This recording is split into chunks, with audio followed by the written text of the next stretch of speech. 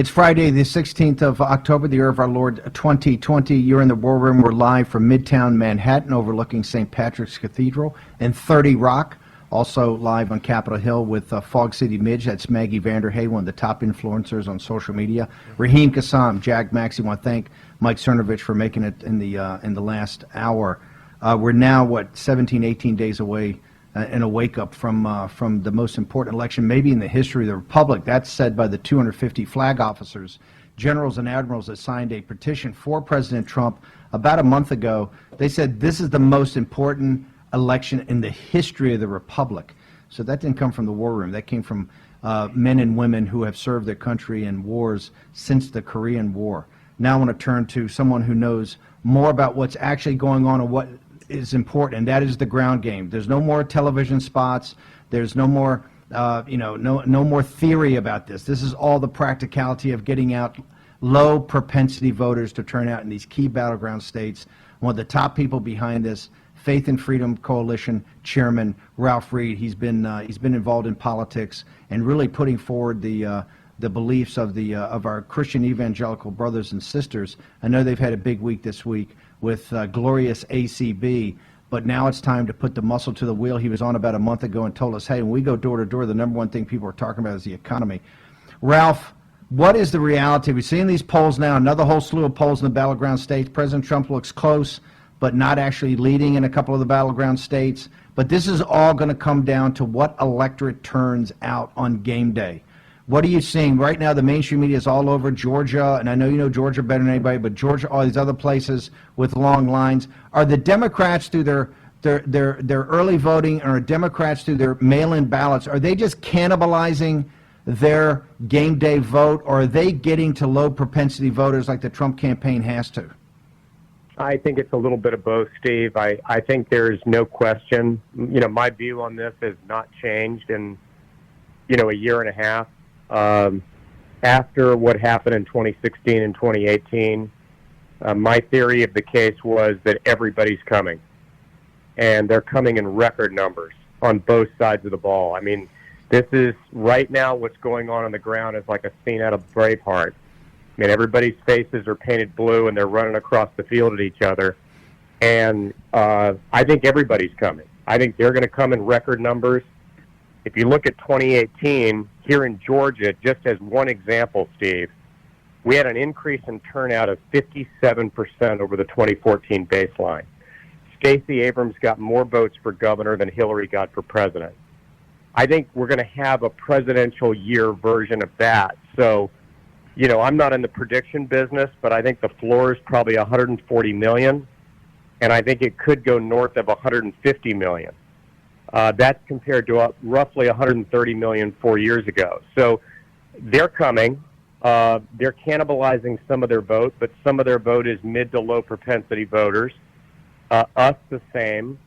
You go state to state, there's probably 1.5 million to 2 million non-college graduate white working class voters that did not vote in Pennsylvania 4 years ago. That's just one state, and you have similar numbers everywhere else. You have roughly 25 million evangelicals who didn't vote. We're reaching those people right now, and while I'm not at liberty to give out the percentage that we believe are going to vote because it's proprietary, let me just say that it's well north of the high 70s to mid 80s that we saw 4 years ago. It's going to be record turnout for faithful Catholics and evangelicals, and I think there's going to be a lot of surprised people on election night. I've said from day one, guys like Ralph Reed hold the key to this. To walk people through how you've done this and how it plays out in the next 17 or 18 days between your get out the vote, your poll watchers, the election officials you've got volunteering, the whole package. How have you put this together? And then I want to find out how people can help or assist you in this last 18 days. But walk through how you built this. Well, working with Data Trust, which is our main data partner, an organization that you know something about, as well as other for-profit data partners, we built a voter file going into this cycle of 41.6 million born-again evangelical and frequently mass-attending faithful Catholic voters. About 22 million of those and change are in the states that will decide the election. We're going to knock on doors at a rate of 4 to 5 times what we did 4 years ago. 4 years ago, on Election Day, we reached our millionth door. I think it's going to be north of 4 million. We knock on those doors. The technology that we have this cycle, Steve, that we didn't have 4 years ago is SMS, text messaging, peer-to-peer text messaging. We have Facebook accounts on 75% of these voters. We have mobile numbers on about 58 to 62% of them. It varies from state to state. So when early voting begins, Steve, on Monday in Florida, over 1.5 million conservative pro-life Christian voters will get a text message with a link to a voter guide comparing Biden and Trump on Israel, life, religious freedom, packing the court, etc. And they'll get a link to mapping software that will take them directly to their voting location. We have a goal of how many of those voters that we want to vote by Election Day. We want them to vote early by mail or in person. We track that on a daily basis. And if those people haven't voted, we SMS them again, we phone them, and in some cases we go to their house. But I have to be honest with you, Steve, when this result comes in, and again, I'm not predicting anything, but I think there's going to be a lot of surprised people. We really ultimately can't take the credit for this. The person who deserves the credit for the intensity, the energy, and enthusiasm in the faith community, unlike anything I've ever seen, is Donald J. Trump for keeping his promise on Supreme Court appointments, not once, not twice, but 3 times, for being the most pro-life president in American history, the most pro-Israel president since the founding of the modern state of Israel. I was there for Reagan. I was there for both Bushes. I'm telling you categorically, these people are going to crawl across broken glass to get to the polls and give him the second term that he has richly earned. 2 things. The mainstream media has been making a big deal that, we got such a high percentage of evangelicals with your help and conservative Catholics last time, but that a lot of those people have abandoned President Trump, or a significant portion, like 10 or 20% of the evangelical and conservative Catholics have thrown in the towel on Trump because of just the way he rolls. What is your assessment of that? My assessment, again, without trying to be a pundit and, look into a crystal ball, that's just not my skill set, is Donald Trump got 81% of the self-identified evangelical vote 4 years ago. That's going to be his floor, not his ceiling. I'm not going to predict what his share will be, but I can tell you it's going to be north of that. That's the highest share anyone ever got. He won the frequently mass-attending Catholic vote, roughly 2 to 1. I think that will be the floor there as well. And I think when the Ruth Bader Ginsburg vacancy occurred, we had a little bit of a setback in the numbers and the polling because the debate was about whether or not the seat should be filled. There was no nominee. So people were being asked prospectively about somebody they didn't know. Well, after this week, Steve, after what I think you would agree is one of the most impressive performances before a Senate committee in our lifetimes, this woman is a towering intellect. She's a distinguished scholar. She knows the law cold. You saw when she held up the notebook without a note on it and cited dozens and dozens of Supreme Court precedents and gave all her analysis. And yes, she's a woman of faith. And not only does the dogma live loud within her, not only does her faith in Christ animate her and give meaning and purpose to her life, it gives meaning and purpose to tens of millions of voters of faith. And they are so grateful that Donald Trump had the gut put a woman with that kind of faith and integrity. They're going to turn out for him. They're going to reward him.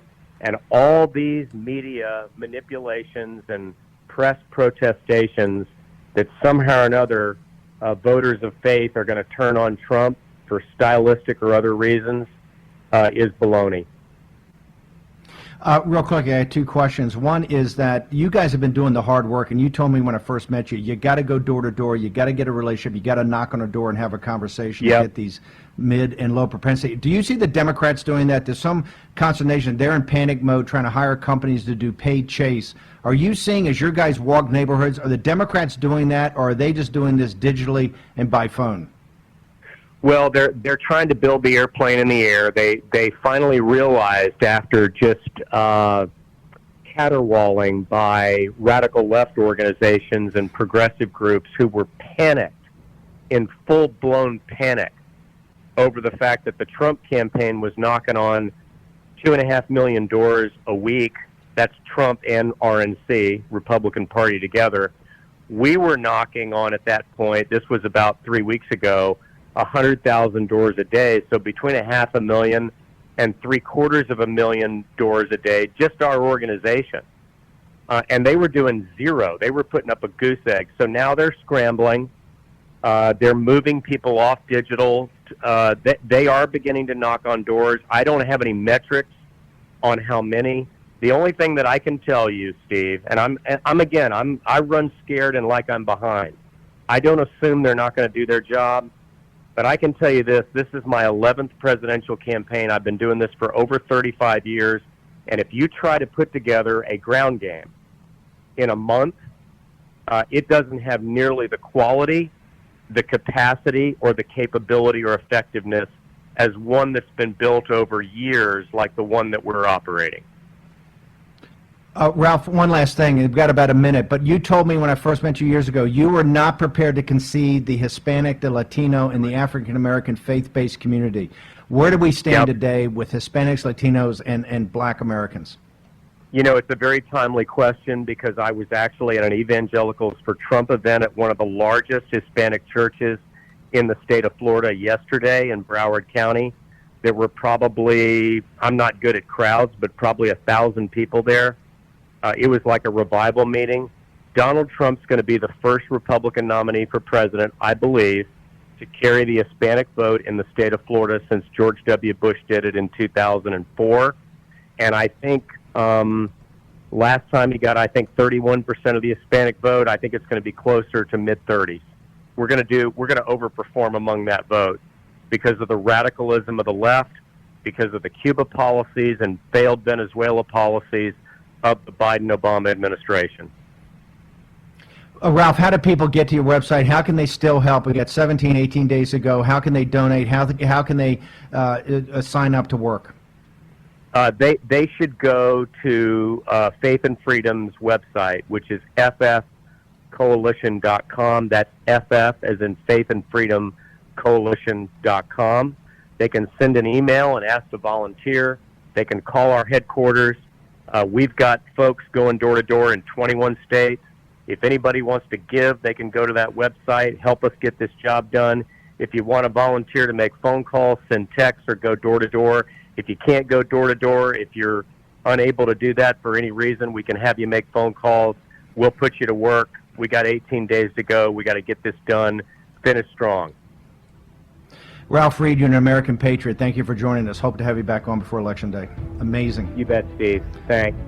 Okay, folks, I want you to ton it to faith and freedom right now. Stand tall. We're going to take a short commercial break. Fog City Midge, Raheem Gassam, Stephen K. Bannon, Jack Maxey will be back in a moment.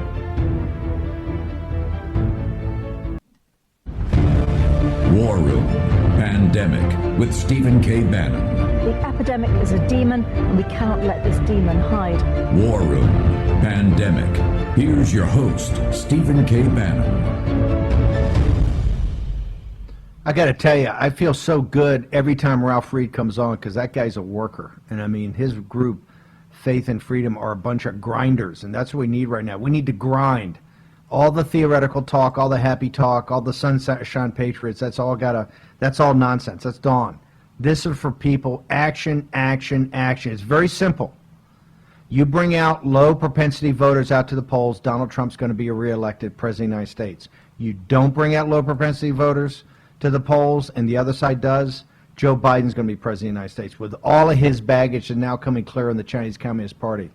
Midge, let's go to you. I want the war room to jump in here. You just had Ralph Reed give an amazing presentation. I know you guys have been looking at data and looking at these news stories are breaking all day. What do you got for us? We've got breaking news from the Associated Press and a new headline: avalanche of early votes is transforming the 2020 election. More than 17 million Americans have already cast ballots in the 2020 election. This is a record-shattering avalanche of early votes driven by Democratic enthusiasm, as well as the pandemic. And this total represents 12% of all the votes that were cast in the 2016 presidential election. Basically, they believe that Americans' rush to vote is leading. Election experts are predicting that a record 150 million votes may be cast, and that turnout rates could be higher than any presidential election since 1908. And this is a little concerning because typically we see Republicans dominating absentee and mail-in voting. Well, I think we said on the show early on, I think it was over a year ago, you could have 150 plus million vote in this. Raheem, what do you got for us? Yeah, that's right. I think maybe even more we suggested, depending on what the circumstances were. Now, the circumstances are obviously that it is more difficult or less attractive to go out and vote during a pandemic, or at least that's how it's being portrayed to us. But I want to go down some of this Associated Press detail in the article here. The first thing that sticks out to me, and I wrote this piece about 2 months ago, right, is mail-in ballot fraud real? Evidence says yes.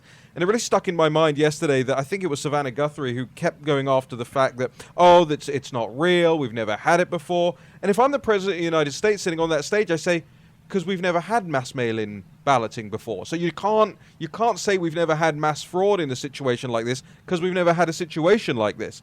And the Associated Press actually, halfway down its article, admits that the circumstances that the United States has faced so far, quote, has featured high-profile errors. 100,000 faulty mail-in ballots sent out in New York, 50,000 in Columbus, Ohio, a vendor supplying that state and Pennsylvania, blaming delays on sending ballots on overwhelming demand, and it goes on and on. Every day there is something like this.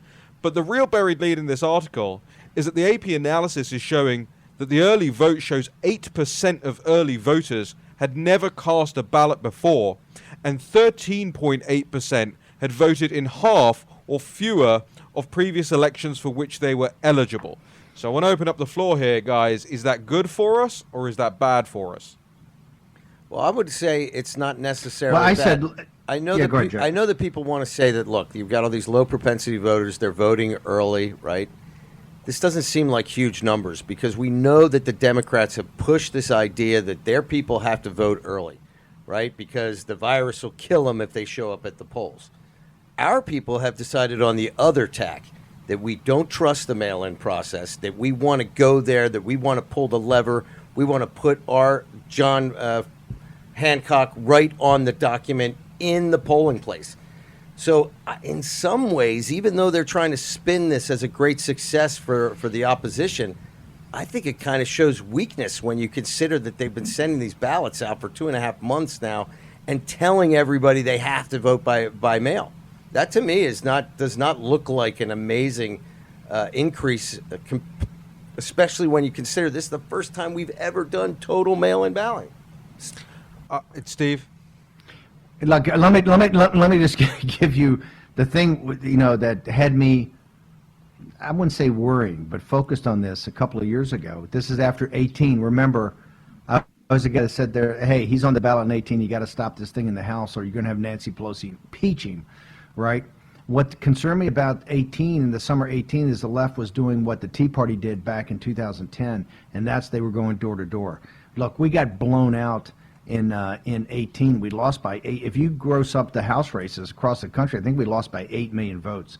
That to me was the warning sign, and that's when we first started talking. Remember, Raheem, we got a number of different demographers in, a number of different statisticians, not pollsters, but statisticians. That's when we first started talking and thinking about 150 million plus votes. Now look, we had 132 million, I think last time, 134. Trump got 62 million. I think she got 65 million. She outperformed us in the popular vote in states like California, Illinois, New York, the big blue states. by a couple of million votes. But my question was always, hey, if you're talking about 150, let's just solve the other part of the equation. Where are you going to find another 8 million votes for Trump? Let's just go through. I mean, we did this analysis a couple of years ago. If you just got to go look at the raw numbers and then break it down to the battleground states and break it down. Now, it's out there. Ralph Reed said 25 million evangelicals are not registered to vote. There's tons of hunters and gun owners and others up in the upper Midwest, Michigan, Wisconsin, Pennsylvania, that are not registered to vote. He just gave a number on white working class. There's also a number of Hispanics and African Americans that would vote for the Trump movement, just not registered to vote. But that's a long, laborious, unglamorous, knock on doors aspect that you got to do to get these people to vote. They're low propensity for a reason, and here's why. It's not that they're not patriotic. It's not that they don't love their country. They're just into other things. They're not into watching Fox News. They're not into going to National Pulse website. They're not into seeing Fog City Midge on Twitter or on Instagram. It's just not their thing. They're focused on other things in life. Now, they will vote if you get their attention, and they'll register to vote if you get their attention and make sure you've raised the stakes for them. But that's why you got to go and you got to knock on doors. You got to get them registered, and then you got to get them to the polls. I would say at first blush, when you're talking 150 million plus, we got to have a reality check here. That could cut the other way. That's why we don't know until it's over, right? And this is why it's so important for our audience right now. You got 18 days, 19 days. That's an eternity.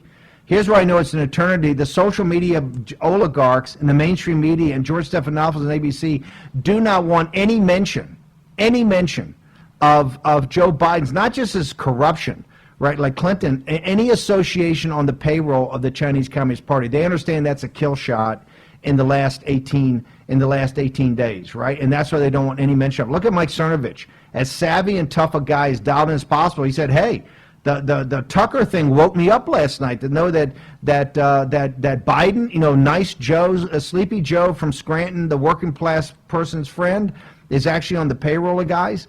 That's what I know. But right now, it's all about getting people out to vote. So I'd like to have your analysis of where you guys think we stand. Are we turning out the vote that's necessary? And the necessary vote is not the people listening to this show. The people listening to the show must be force multipliers. That's what Ralph Reed's telling you. You have to be a force multiplier. Push out content on social media. Do phone banks. If you can't go door to door, get on a phone bank and call people in one of these organized phone banks. Then you've got to be a poll watcher, and yes, you have to sign up to be an election official. Look what's happening. Go to the Virginia Star. Look what's happening down in Lynchburg, where all Democrats are in the room counting the votes. So, guys, let's go back to the war room. Give me your analysis. Give me your assessment.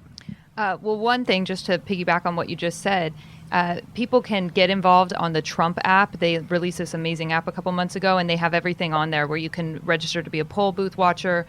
You can learn how to register people to vote. You can get on these calls. So that's a great way for people just to get plugged in if they feel the need to, want to help in this battle. But yeah, so I mean, I used to think this is going to be easy. Trump's got it. He basically, if he gets every single person who got out there and voted for him in 2016, he's going to be fine because we're seeing really low enthusiasm for Joe. I don't believe that anymore.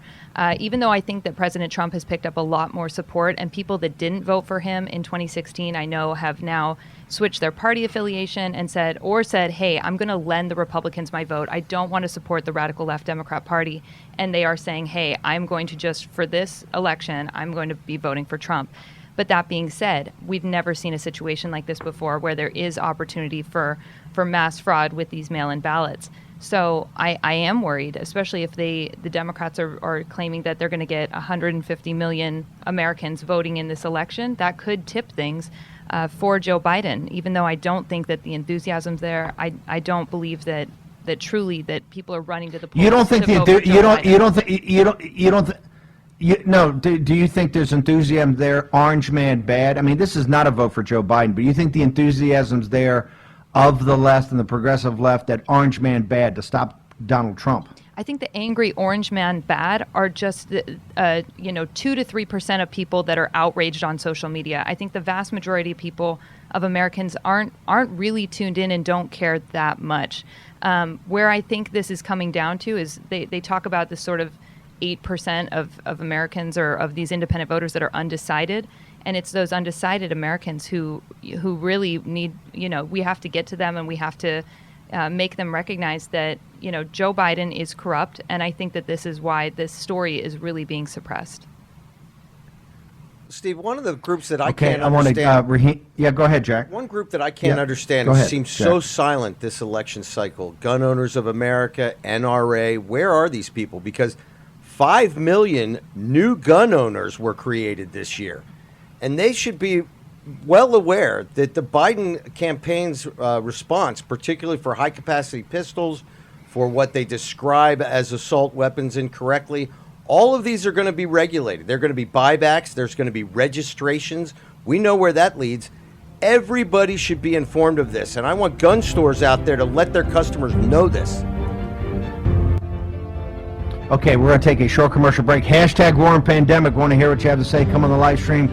We're going to bring on someone from China next to talk to us about social media in the Chinese Communist Party next on War and Pandemic. War Room Pandemic with Stephen K. Bannon. The epidemic is a demon, and we cannot let this demon hide. War Room Pandemic. Here's your host, Stephen K. Bannon. Okay, from the sublime to the less sublime. Raheem, walk us through. You're feeling actually good when you see some of these numbers.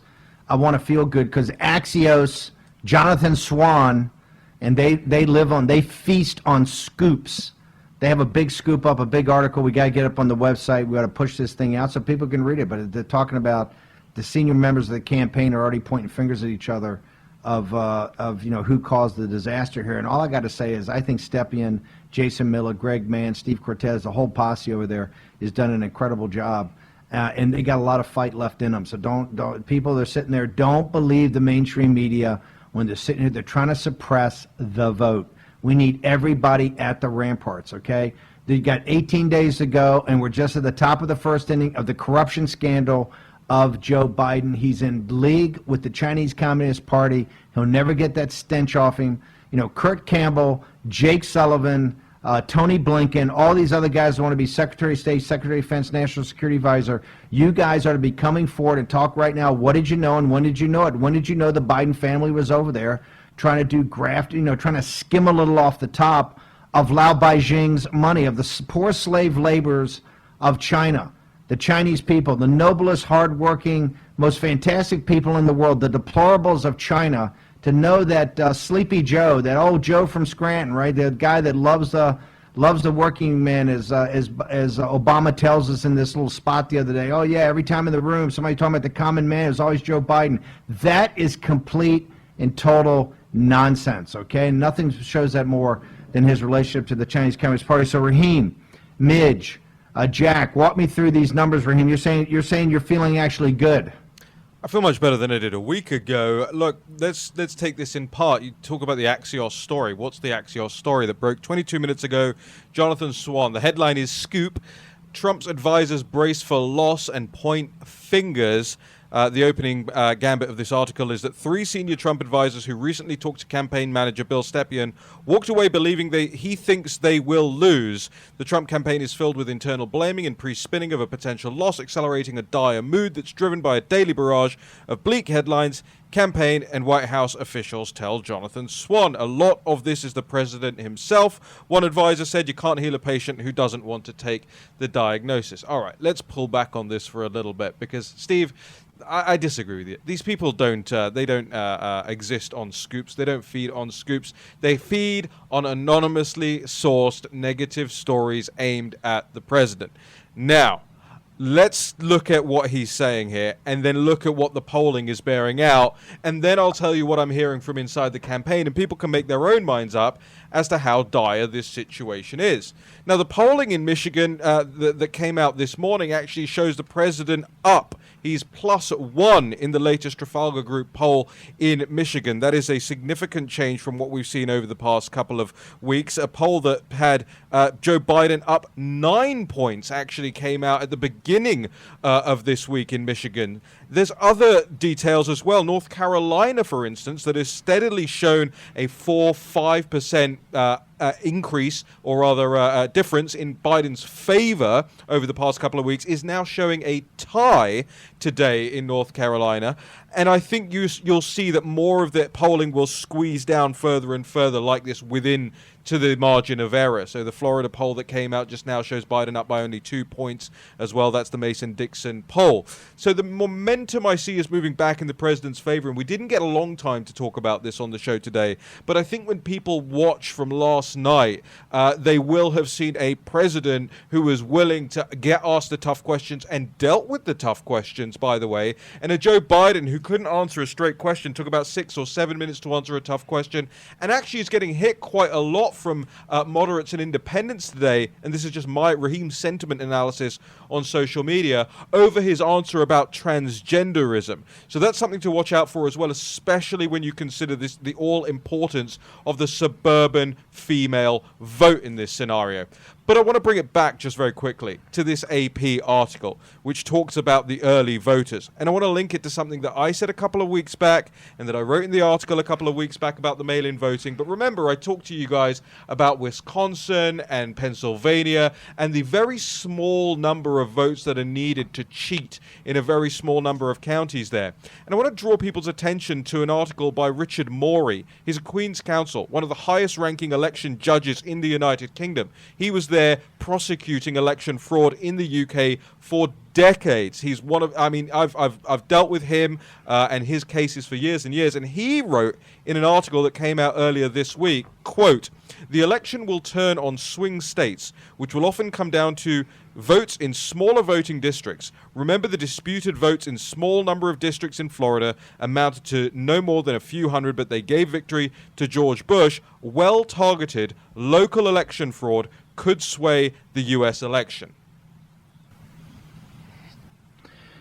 Midge, Jack, jump in here. I want to hear your voices. The audience wants to hear your voice. What's your guys' assessment? Steve, there was a great poll that came out yesterday from Morning Consult from Politico, and what it was doing is asking the question whether or not Judge Amy Coney Barrett should be confirmed or no opinion. Now, on September 26, Democrats asked this. 59% said she should not be confirmed, 27% no opinion, 14% should be confirmed. Today, 2 weeks later, actually it's on the 11th, so we didn't even get to see her amazing testimony on national TV. That went from 14% to 27% to confirm. Amongst independents, it went from 28 to 38. All voters, 37 to 48%. This is a game changer, and I think it goes to what Ralph Reed was talking about, how this woman has so impressed average Americans with her grace and her intellect and her ability to operate under such difficult conditions with such aplomb. So I think it's going to have a big effect. It's clearly having an effect in the polling. Midge, what do you got for us? I just saw this update that CNN's reporting that NBC apparently reached out to ABC before the town hall to see if ABC would move their town hall time to 9 p.m., and apparently ABC declined. It's just sort of interesting because now I'm seeing an article on Vox claiming that Joe Biden being boring is actually a selling point, which I don't totally agree with. I think that the more Americans see of Joe Biden, they sort of wake up and realize what's going on, which is why the whole, strategy of keeping him sort of out of the limelight, not debating in the basement. So yeah, it's an interesting approach. I think that this is the reason why they want people voting early and not seeing President Trump and Joe Biden debate. But yeah, it's just interesting that now they really are selling Joe Biden's boringness and that you shouldn't be watching his live streams, his town halls, his events, because I think they know that he doesn't have much to offer other than not being Trump, which is, their whole Plus the now. fact they're going to put a lid on this every day. They do not want him answering questions about the Chinese Communist Party. Do we have Feng? Let's bring Feng in. He is a former engineer from Huawei. He knows social media. By the way, Feng is his nom de guerre. Is that I got that correct, Raheem? I want to make sure I'm not getting. It's not I'm super pronouncing today, my French correct. correctly. It's nom de guerre. That's correct. Nom de guerre. Nom de guerre. Feng. I want you to tell us about, Miles Guo said on the Saturday show about a month ago, the biggest weapon the Chinese Communist Party has is social media. We are now in a crisis in the United States, in a heated election, one of the most heated in American history. We're hurtling towards Election Day, and now we're getting breaking stories that could change the direction of this. And these stories have to deal with Joe Biden and his family being in business with the Chinese Communist Party. We understand it could fully stop his momentum and shift us the other way, and so does the mainstream media. That's why they didn't bring it up last night on the ABC town hall. They wouldn't let questions be asked. Stephanopoulos, although it's the biggest story in the world, wouldn't say anything about it. You've got the social media oligarchs in Silicon Valley shutting it down. Walk us through in China. Miles Guo says the biggest social media is the biggest weapon of the Chinese Communist Party. Have they now turned it into the biggest weapon against the American people? Or these Silicon Valley companies want to be in business with the Chinese and the CCP so badly that they're going to use it against the American people? Hi, Steve. This is Feng. I'm from Himalaya, UK. Thank you for letting me in. And as you say, Chinese Communist Party treat social media as the most important weapon. It's true. Now they also use this weapon to against Americans. And from last year, I witnessed how big techs like Facebook and Twitter, they censor the thousands of fellow fighters, and also they censor the Twitter account of Zero Hedge, of Dr. Zelenko, Dr. Yan, Trump team, and also the secretary, the press secretary, etc., etc. Now, all these facts show that the CCP basically control the social media in U.S. So they control the narrative. This is how they, yeah, please. And you're using as an example what Jack Maxey brought up. You're saying the early stages of the pandemic, when they shut down any exposure of saying this was a CCP virus, but particularly when they came out about hydroxychloroquine and others, you're saying that was American people should realize that's the social media giants working in conjunction with the CCP and working in conjunction to shut down whether it's New Federal State, the whistleblower movement, or the Trump movement. I think they're both, not only for the whistleblower movement, also for Trump campaign. So Feng, what can people do about this? You are a Huawei engineer. We got about 2 minutes left. Is there anything the little guy can do about this? I mean, what can happen? You were at Huawei. You see how these tech oligarchs work. What is it for the little guy that he can do, whether he's a whistleblower movement guy in Australia or just a deplorable in Iowa?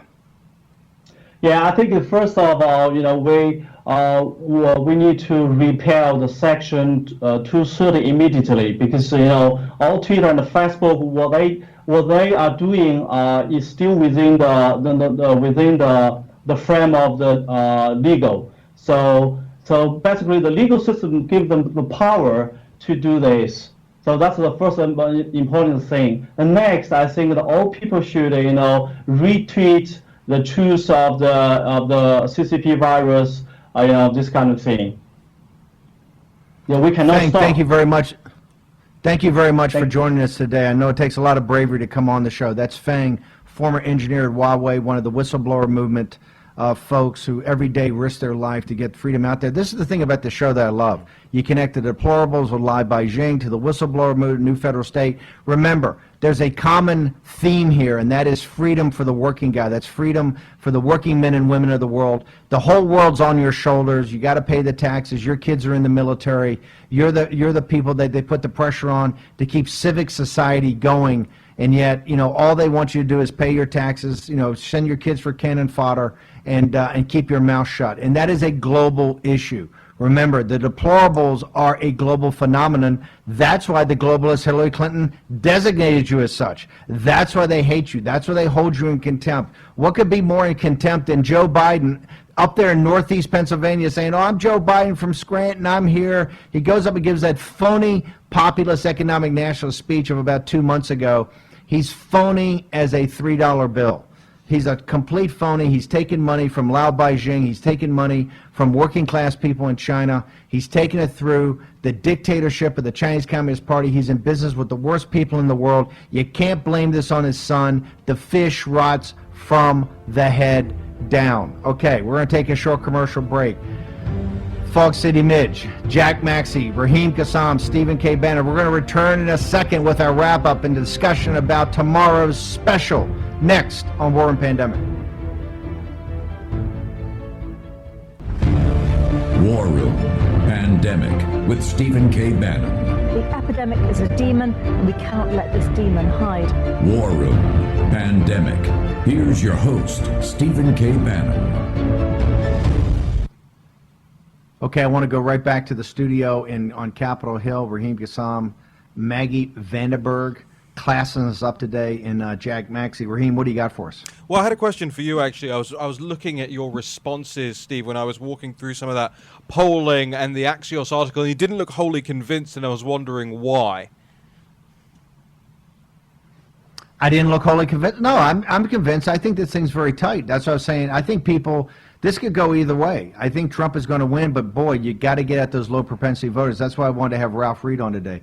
Ralph Reed's a grinder, and we're going to have all the people that are getting out to vote on all next week. We're going to cover this wall to wall, and particularly in these different areas. One of our listeners, or one of my minders, has sent me a note during this thing to remind people like Zuckerberg is actually putting money in back of what you mentioned it, Raheem, the other day. 95% of Democratic areas to tip the scales here. This is not going to be a fair fight. It's not going to be a fair fight because of what's happening in social media. This is not going to be a fair fight. This is going to be an unfair fight. We have to win an unfair fight. But I don't want to hear any whining. I don't want to hear no tears, no whining. Right? It's an unfair fight. Life is unfair. Life is inherently unfair. Okay? That's the Trump movement's been against. We've been against the apparatus has shown no fairness to President Trump from the very beginning. That's just the way it is. You got to win anyway, right? Victory begets victory. So with that, Raheem, Jack, Midge, give me your observations, your comments. What's happening on National Pulse today at 3? We've got Amanda Milius, the director of the new movie, The Plot Against the President. That's out now, and you can go to, I think it's plotagainstthepresident.com to download it. It's going to be on all the Apple TVs and the Amazons. It's currently up there. You can on various video streaming networks. And it's just got just an amazing cast, gorgeous cast. This one guy with the British accent is my favorite in the whole movie. You got to watch it. Plot Against the President with Amanda Milius at 3 p.m. and Kane from Citizen Free Press. Jack, Maggie? Is by the way, hang on, Citizen Free Press is great. I just want to say something. Milius is the daughter of John Milius, who wrote Apocalypse Now, one of the best directors, writers, super right-winger. She's fabulous. She was in the Trump administration. She was over at the State Department, a massive talent. Is that Lee Smith's book? Is The Plot Against the President the film version of predicated upon Lee Smith's book? That is correct. It's an amazing book. We've had Lee on many times. Maggie, Jack Maxey, what do you got for us? I agree with your statements that we are in an unfair fight, and I believe that if things were fair, Trump would win in an overwhelming landslide, but they aren't. I want to remind our listeners and viewers that Biden's entire campaign has been about disinformation since day one, and no matter how debunked these lies are, he continues to repeat them. From white supremacy, suckers and losers, Social Security, pre-existing conditions. The facts are not part of his campaign, and that's why it's so important, because it comes down to us to get the facts out and to get the word out. So just keep speaking up, keep posting, keep sharing the truth with your friends and family. Well, my opinion, Steve, is... Maggie, before we go to Jack, hang on, hey, Jack, hang on a second. I just want, Maggie, are you back for a women's march? Are they having a women's march over the weekend, or some sort of women's support of Donald Trump? Not women's support of Donald Trump, but the pink hat ladies are going to be back in all of their beauty and splendor, out marching on the streets of Washington tomorrow afternoon. Normally they have their women's march, which is really just a hate Trump march, in January, but of course they decided to move it this year. I actually think that's actually support of Trump, because I think people see the pink hats, they get turned off. But I actually think in a subliminal way, it's very supportive. So you're going to be covering that tomorrow. Jack Maxey, what do you got for us? Well, thinking of Ralph Reed, I was reading an article yesterday. It's on my Twitter feed. I think everybody should check it out. It was a discussion with a group of evangelicals from Africa, and almost all across the board, they support Donald Trump. They have one of the biggest churches in Nigeria. The preacher was saying, pray for him, because when God places any of his children in a position, hell sometimes will do everything to destroy that individual. He also says they are angry at Trump because he supports Christians. You better know it. So the real ones that they hate are you, who are Christians, said the pastor. They are all 100% behind Donald Trump. One of them, from a pastor from the Great Deliverance Church in Kenya, said the Obama administration had been pushing a liberal agenda here in Africa, and that agenda was concern to some of our Christian leaders. This should be concern for our American Christian leaders as well. By the way, tomorrow we're going to have a special. Jack Maxey and Steve Bannon will be in the war room, will be live. We're going to do Joe Biden, the ownership of Joe Biden by the Chinese Communist Party. We're going to go into details. We're going to make sure this is going to get blown out. The Biden campaign is not going to be able to run and hide from this. This is the signal, not the noise. Everything else you're hearing is noise. This is the signal. Steve. Joe Biden is not just corrupt. Yeah, not just corrupt. He's also compromised. Yes, sir. Maggie has some breaking news for us. Biden's ABC town hall questioners include former Obama speechwriter and wife of former Pennsylvania Democrat candidate. So I just think it can't be more possibly staged than that. It's pretty unbelievable. Amazing. That story's That's breaking, hey, breaking right now. Maggie, are you going to be live streaming, or are you going to be or when you cover the Pink Hat March tomorrow? We got about a minute left. How do people get access to that? Are you going to be live streaming on your Instagram, or what are you going to be doing? I usually don't live stream. I do interviews, and then I'll cut them up and release a longer format video later. But I recommend everyone to follow Fog City Midge. That's me. I'm on Twitter, YouTube, Facebook, and Instagram, and they can see all my content there. Fantastic. Raheem, good luck today at 3 o'clock. Milius, fantastic. How do we get access to her film? So the website, I just posted it in the live chat as well for people. The website is PATP, as in plot against the president, PATPmovie.com. It's got a bunch of different live watch links there. You can watch it on Vimeo and M-Movies and the independent streaming networks. And as I say, it'll also be up on Amazon and Apple TV and all the other platforms soon. I think it's in the approval or maybe disapproval process. We'll see. Okay, Jack Maxey, Stephen K. Bannon will be live tomorrow with a special, the ownership of Joe Biden by the Chinese Communist Party, going into detail. We'll also give you breaking news on the campaign, what's happening in polling, also what's going on in social media. Remember, as the flag officers told us a couple weeks ago, the most important election in the history of this republic is now hurtling towards its climax. The social media oligarchs are trying to make sure that President Donald J. Trump is not reelected for what would be an insanely important second term. I want to thank all of our distribution partners. I want to thank Real America's Voice, the guys in Denver, for making this happen. Newsmax TV, of course, the John Fredericks Radio Network, and Vish, Dan, the entire production crew. See you tomorrow at 10 a.m. live.